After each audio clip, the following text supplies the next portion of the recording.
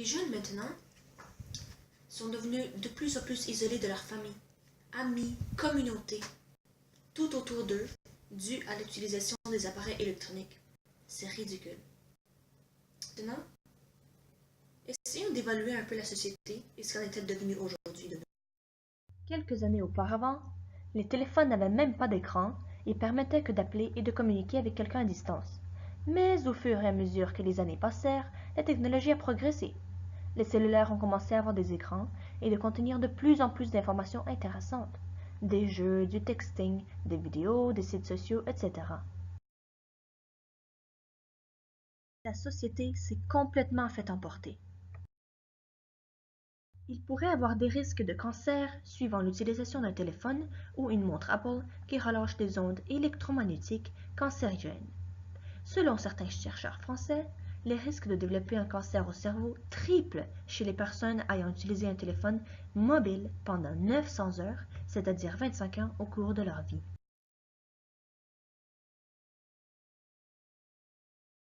Les jeunes de nos jours sont de plus en plus attirés à la technologie et celle-ci participe énormément à diminuer la capacité visuelle et la vue en général des jeunes. Celle-ci ruine également leur capacité communicatrice. Les jeunes développent une communication paresseuse de plus en plus fréquente. La technologie progresse énormément, tandis que les jeunes portent de moins en moins attention en classe. Les jeunes utilisent des mots anglais, des abréviations quand ils parlent, et leur ruinent complètement leurs habiletés en écriture. Les adolescents aiment de moins en moins écrire et ne font aucune phrase complète et utilisent constamment des abréviations ou des émoticônes afin d'exprimer leurs émotions. Ils sont si attachés à l'appareil électronique que celui-ci maintenant pour eux est considéré comme un membre du corps. Malheureusement, les jeunes deviennent de plus en plus antisociaux et réservés physiquement.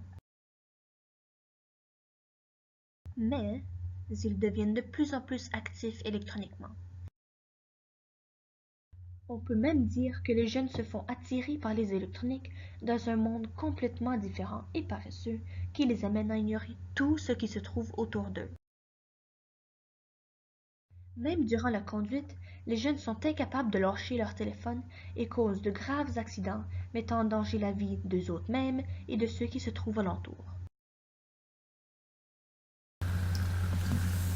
Bien, ça, c'est un sujet auquel je pense souvent, je contemple souvent. Moi, je travaille en technologie et j'aime le développement et l'amélioration de la technologie, comme tout le monde. J'aime le fait que ça peut m'aider dans mon travail, que ça peut m'aider à rester en communication avec famille et amis. J'aime le fait qu'avec un GPS, je peux facilement trouver un restaurant ou un endroit dans une ville où je n'ai jamais été avant. Par contre, la technologie peut être bonne ou mauvaise dépendamment de son utilisation. Je constate qu'avec certaines personnes, certaines jeunes personnes ou même moins jeunes, il y a une dépendance sur la technologie. Et les gens passent seulement pas assez de temps en conversation avec leur famille, avec leurs amis.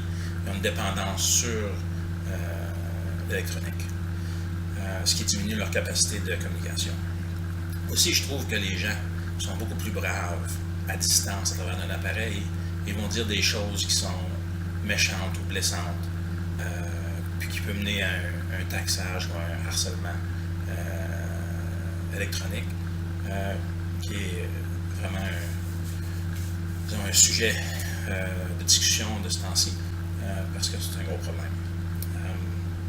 Je crois que les gens devraient débrancher, se déconnecter régulièrement, soit aller en camping pour une fin de semaine, ou faire une activité plein air, ou même jouer des jeux de société en famille ou avec des amis, juste pour avoir des moments où la technologie n'existe pas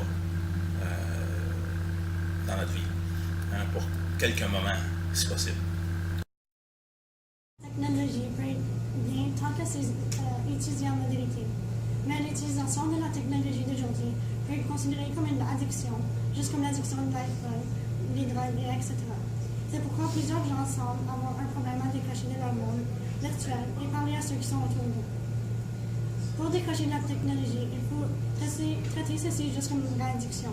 Par exemple, pour éviter de tourner à nos téléphones toujours, il faut minimiser notre temps dessus, peu à peu.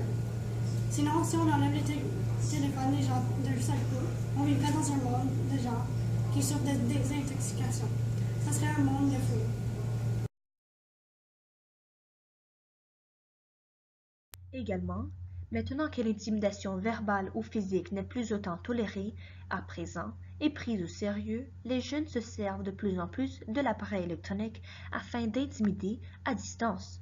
Aussi, on peut le dire sous forme de la cyber-intimidation. Mais les jeunes vivent dans la réalité d'aujourd'hui et malheureusement cette réalité est en train de tous nous détruire peu à peu sans qu'on s'en rende compte. Mais en fait, nous sommes au courant et très conscients de ce qui se passe, mais personne ne tente ou ose réagir. Et nous continuons de produire plus d'appareils les uns meilleurs que les autres, sans vraiment prendre conscience des conséquences à payer.